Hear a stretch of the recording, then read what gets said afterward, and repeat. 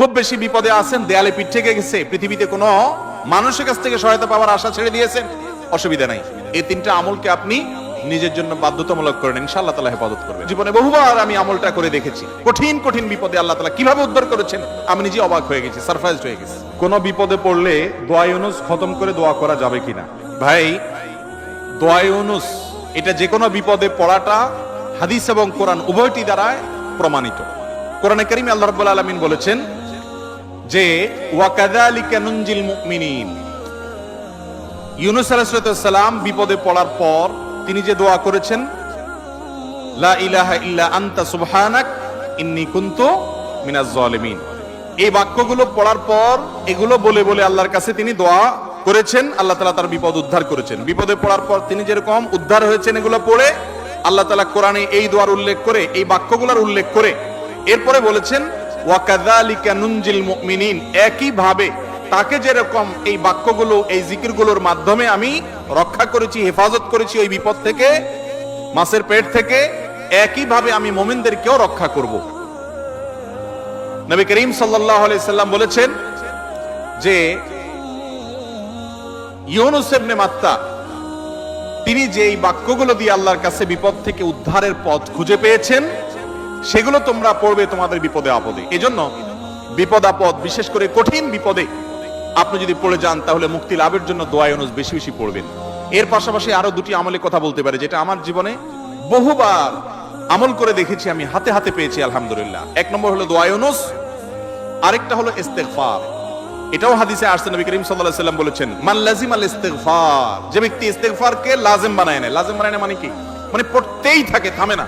টয়লেটে গেছে তখন শুধু বন্ধ, খাচ্ছে তখন শুধু বন্ধ, ঘুমাচ্ছে তখন শুধু বন্ধ, আর সারাক্ষণ পড়তেই থাকে ইস্তেগফার। আস্তাগফিরুল্লাহ ওয়া আতুবু ইলাইহি, সাইয়্যিদুল ইস্তেগফার বা যে কোনো ইস্তেগফার, সবচেয়ে ছোট ইস্তেগফার আস্তাগফিরুল্লাহ আস্তাগফিরুল্লাহ, এটা যে পড়তেই থাকে, নবী করিম সাল্লাল্লাহু আলাইহি সাল্লাম বলেছেন তার যে কোনো বিপদ থেকে বের হওয়ার জন্য আল্লাহ তাআলা নিজে পথ দেখায় দেন। এমন ভাবে পথ দেখাবেন সে কল্পনাও করবে না। এবং জীবনে বহুবার আমি আমলটা করে দেখেছি, কঠিন কঠিন বিপদে আল্লাহ তাআলা কিভাবে উদ্ধার করেছেন আমি নিজে অবাক হয়ে গেছি, সারপ্রাইজড হয়ে গেছি। নাম্বার 3, দুরুদ। দুরুদের ক্ষেত্রে হাদিসে একই কথা বলা আছে, যে ব্যক্তি দুরুদ বেশি বেশি পড়বে ওই ব্যক্তির সমস্ত পেরেশানি থেকে মুক্ত হওয়ার জন্য এই দুরুদ যথেষ্ট হয়ে যাবে। তাহলে 3টা আমলের কথা বললাম, দোয়া ইউনুস, লা ইলাহা ইল্লা আনতা সুবহানাকা ইন্নী কুনতু মিনাজ জালিমিন, আরেকটা হলো ইস্তেগফার বেশি বেশি, আরেকটা হলো দুরুদ। খুব বেশি বিপদে আছেন, দেয়ালে পিঠ থেকে গেছে, পৃথিবীতে কোনো মানুষের কাছ থেকে সহায়তা পাওয়ার আশা ছেড়ে দিয়েছেন, অসুবিধা নাই।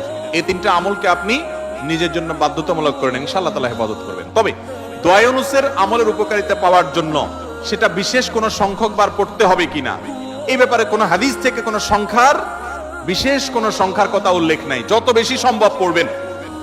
দুনিয়াবি কোনো বিষয় হাসিলের জন্য অভিজ্ঞতার আলোকে, রুকিয়া হিসাবে, ঝাড়ফুঁক হিসাবে, বা দুনিয়ার কোনো কাজে আল্লাহর কাছে প্রার্থনার অংশ হিসাবে তাজরিবা দ্বারা অনেক আমল, যেমন ঝাড়ফুঁকের মধ্যে যেরকম, রুকিয়ার মধ্যে যেরকম বিভিন্ন আমল, আয়াত, হাদিস, সংখ্যা ঠিক করে আপনার ওলামায়ে কেরাম করে করে সেটা তাজরিবা পেয়েছেন, ওই আলোকে করা যায়, সেভাবে করা যেতে পারে।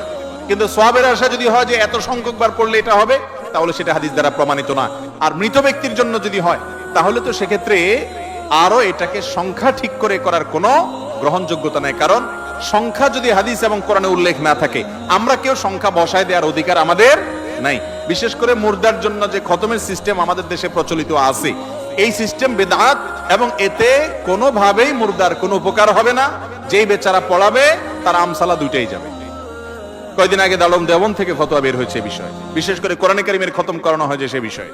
তো এই জন্য মুর্দার জন্য দোয়া করে বা তার জন্য খতমের অ্যারেঞ্জ করে মুর্দার কোনো উপকারে, বিশেষ করে টাকা দিয়ে, টাকা নিয়ে যদি আপনি করেন তাহলে সেক্ষেত্রে কোনো উপকারে আসবে না, বরং সেটা নাজায়েজ এবং গুনাহের কথা। বাকি হ্যাঁ, মুর্দার জন্য আমরা দোয়া করব এবং তাদের জন্য অবশ্যই কোরআনে কারীম তেলাওয়াত সহ আরো যে সমস্ত আমলগুলো করা যেতে পারে সেগুলো করব, কিন্তু টাকা দিয়ে নয়।